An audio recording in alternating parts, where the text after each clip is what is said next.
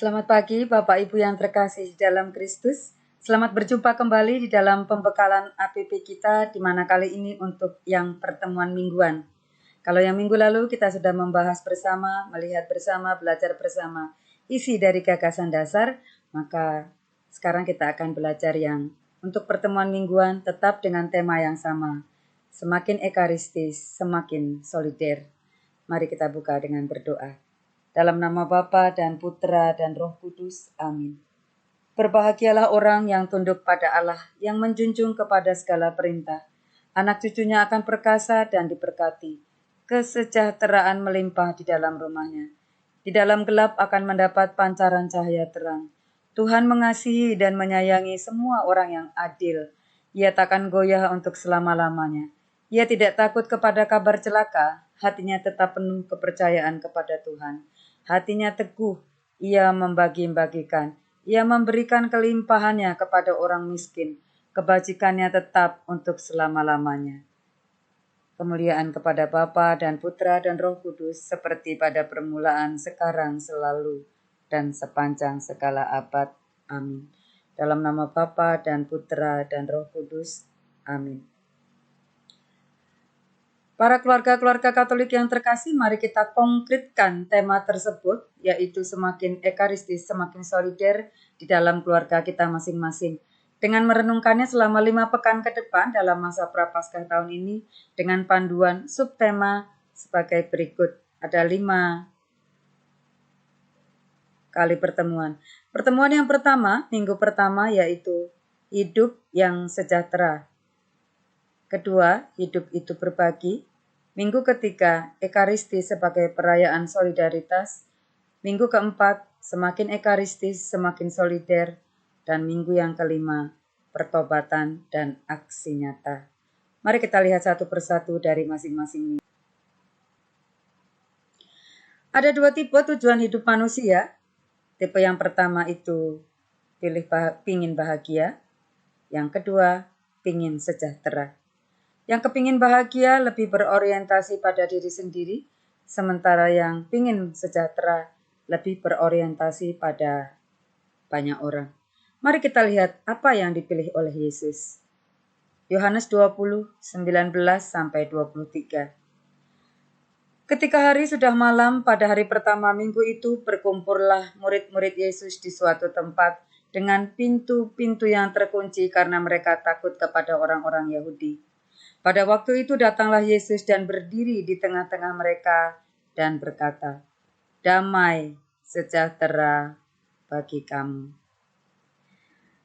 Yesus Kristus sesudah kebangkitannya menyapa para murid yang ketakutan dengan sapaan yang sangat indah. Damai sejahtera bagi kamu.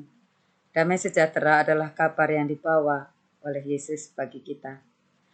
Sengsara, wafat, dan kebangkitan Kristus bertujuan untuk menghadirkan damai sejahtera bagi kita semua. Maka demikian pula lah kita, panggilan hidup kita, yaitu untuk beroleh damai sejahtera. Dan jangan lupa untuk kemudian membagikannya kembali kepada orang lain. Namun sayangnya kita dihadapkan pada kondisi ekonomi yang mengakibatkan adanya ketidakadilan dan kepincangan kesejahteraan. Tidak semua orang sejahtera. Kondisi ini harus berantas. Bagaimana caranya? Spiritualitas Keuskupan Tanjung Karang adalah sahabat Kristus yang dihidupi oleh Roh Kudus dan menghidupi Ekaristi, tidak membeda-bedakan orang. Ekaristi adalah syukur. Kita bersyukur mempunyai seorang sahabat yang luar biasa, yaitu Kristus, yang telah mengorbankan dirinya bagi kita, agar kita dibebaskan dari perbudakan dosa dan pantas menjadi anak-anak Allah. Sebagai anak-anak Allah, kita dipanggil untuk memihak kepada orang-orang yang miskin, Papa, agar mereka pun memperoleh damai sejahtera. Kita diajak untuk mengenali kebutuhan mereka serta berupaya untuk membantu memenuhinya, tentu saja tanpa mengabaikan kelompok lain demi kesejahteraan umum. Yesus hadir dan membawa damai sejahtera bagi kita. Kita pun membawa damai sejahtera itu bagi orang-orang di sekitar kita. Maka akan tampaklah kesejahteraan umum. Pertemuan minggu yang kedua adalah Hidup itu berbagi, dari Matius 14:13-21. Hidup itu terjadi karena adanya semangat dan kerelaan untuk berbagi. Bahkan makanan yang kita santap pun hasil dari banyak orang yang saling berbagi. Kita bisa makan nasi karena petani mau berbagi hasil padi. Makanan bukan sekedar untuk memenuhi kebutuhan pribadi kita saja, tetapi juga untuk memenuhi kebutuhan semua orang. Maka Yesus bersabda kepada para muridnya, Matius 14. Menjelang malam, murid-muridnya datang kepadanya dan berkata, tempat ini sunyi dan hari sudah mulai malam. Suruhlah orang banyak itu pergi supaya mereka dapat membeli makanan di desa-desa. Tetapi Yesus berkata kepada mereka, tidak perlu mereka pergi. Kamu yang harus memberi mereka makan. Yesus mengajak para murid untuk berpikir peka terhadap kebutuhan hidup orang banyak yang ada di sekitar kita. Karena Yesus pun memang sungguh peka akan kebutuhan hidup rohani kita, akan kelaparan jiwa kita. Itulah sebabnya Yesus membagikan tubuh dan darahnya kepada kita dalam perayaan Ekaristi, agar kita semua beroleh makanan rohani yang menghidupkan, sehingga kita beroleh hidup dan memperolehnya dalam kelimpahan, seperti Yesus. Dalam Ekaristi, walaupun berwujud roti dan anggur, sesungguhnya kita menerima tubuh dan darah Kristus sendiri, yang telah mengorbankan dirinya di Kalvari. Roti dan anggur dikonsakrir sehingga menjadi tubuh dan darah Kristus. Wujudnya tetap sama, tetapi hakikatnya telah diubah, sehingga yang kita santap sungguh tubuh dan darah Kristus. Dengan ikut perayaan Ekaristi, kita mempersembahkan anak domba dan diri kita sendiri kepada Allah. Ini merupakan sumber dan puncak hidup iman kita. Kita semua diundang untuk menghidupi Ekaristi, sehingga darinya tumbuh berkembanglah semangat berbagi yang mensejahterakan orang banyak. Kata Yesus, kamu yang harus memberi mereka makan, sama seperti halnya Kristus yang telah memberi rohani kita makan, sehingga kita hidup. Pertemuan mingguan yang ketiga adalah Ekaristi sebagai perayaan solidaritas, didasarkan dari Filipi 2 ayat 5 sampai dengan 8. Fokus hidup kita saat ini ada pada COVID-19 dan revolusi 4.0. Keduanya telah menyerang peradaban manusia zaman ini.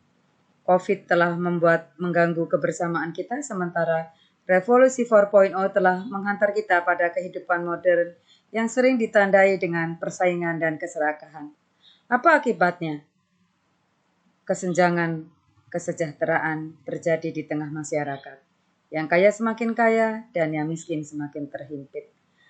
Sebagai orang beriman Katolik, kita mempunyai ciri, yaitu 1, kudus, katolik, dan apostolik. Serta kita mempunyai tanda agung sebagai orang beriman, yaitu Ekaristi. Setiap kali kita merayakan Ekaristi, kita merayakan kebersamaan. Kita merayakan bela rasa Allah atau solidaritas Allah Bapa kepada manusia. Mari kita lihat surat Santo Paulus kepada jemaat di Filipi. Hendaklah kamu dalam hidupmu bersama menaruh pikiran dan perasaan yang terdapat juga dalam Kristus Yesus, yang walaupun dalam rupa Allah, tidak menganggap kesetaraan dengan Allah itu sebagai milik yang harus dipertahankan, melainkan telah mengosongkan dirinya sendiri dan mengambil rupa seorang hamba dan menjadi sama dengan manusia. Dan dalam keadaan sebagai manusia, ia telah merendahkan dirinya dan taat sampai mati, bahkan mati di kayu salib. Allah dalam diri Yesus Kristus telah berbela rasa dengan manusia yang berdosa. Dia solider dengan kita dan rela menjadi manusia. Dia berkorban untuk menyelamatkan kita dari dosa dengan mati di atas kayu salib. Inilah tanda kasih Allah yang sempurna. Dalam Ekaristi, pengorbanan tersebut dihadirkan terus-menerus. Melalui Ekaristi, Dia menyertai kita sampai akhir zaman. Pertemuan mingguan yang keempat adalah semakin ekaristis, semakin solider. Didasarkan dari Kisah Para Rasul 2:41-47. Semangat APP adalah gereja hadir sebagai tanda dan sarana keselamatan. Semangat berbagi atau solider adalah sungguh suatu tanda dan sarana keselamatan pada saat ini di tengah situasi pandemi. Kita semua dipanggil untuk memiliki sikap solider dan siap berbagi. Semangat solider menempatkan orang lain sebagai mitra usaha dan ini bagi gereja menjadi jalan lapang bagi pengembangan ekonomi. Yesus menunjukkan bagaimana orang harus peduli akan kebutuhan orang lain dan segera bersikap mengatasi kesulitan tersebut. Menganggap setiap orang adalah saudara, adalah keluarga.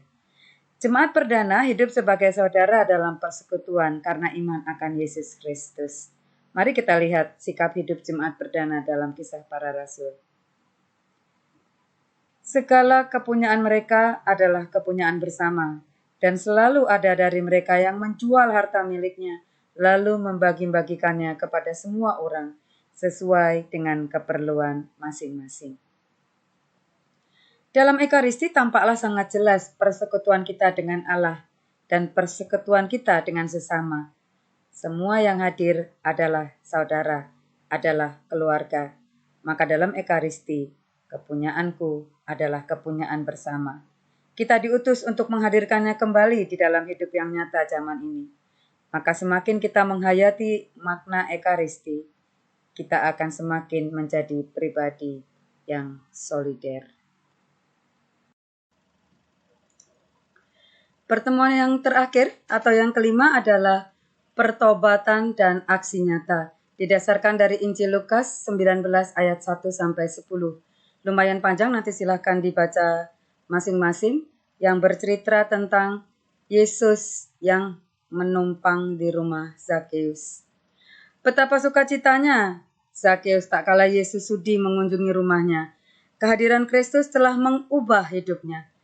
Perubahan itu tampak jelas dalam tekad hidup yang tidak lagi merugikan orang lain, tetapi rela berbagi bahkan mengganti kerugian 4 kali lipat. Perjumpaannya dengan Yesus telah mengubah hidupnya menjadi baru. Ekaristi adalah perjumpaan kita dengan Yesus yang sangat membahagiakan. Kristus mengunjungi kita dan tinggal dalam hati kita. Melalui Ekaristi, janji Allah akan menyertai kita sampai akhir zaman sungguh-sungguh menjadi nyata. Seperti halnya pengalaman Zakeus, demikian pula pengalaman iman kita akan Ekaristi yang senantiasa memperbarui hidup kita untuk menjadi semakin beriman. Pembaruan hidup ini adalah pertobatan yang akan membangun relasi baru kita dengan Allah dan relasi kita dengan sesama. Maka marilah kita bersukacita, kita tampakkanlah aksi nyata kita seperti halnya Zakeus yang berani berbagi dengan orang lain, terutama yang sangat membutuhkan pertolongan kita. Selamat menyambut masa Prapaskah. Kita akhiri dengan kembali berdoa. Dalam nama Bapa dan Putra dan Roh Kudus. Amin. Allah Bapa yang Maha Kasih, kami bersyukur kepadamu karena kami boleh menyelesaikan pembekalan APP kami pada saat hari ini. Semoga perjumpaan kami dengan Yesus dalam Ekaristi dapat mengubah hidup kami, semakin hari semakin menjadi baru, menjadi pribadi yang mampu berbagi. Demi Kristus Tuhan dan pengantara kami. Amin. Dalam nama Bapa dan Putra dan Roh Kudus. Amin. Terima kasih, salam buat semuanya, salam sehat selalu, dan Tuhan memberkati kita semua.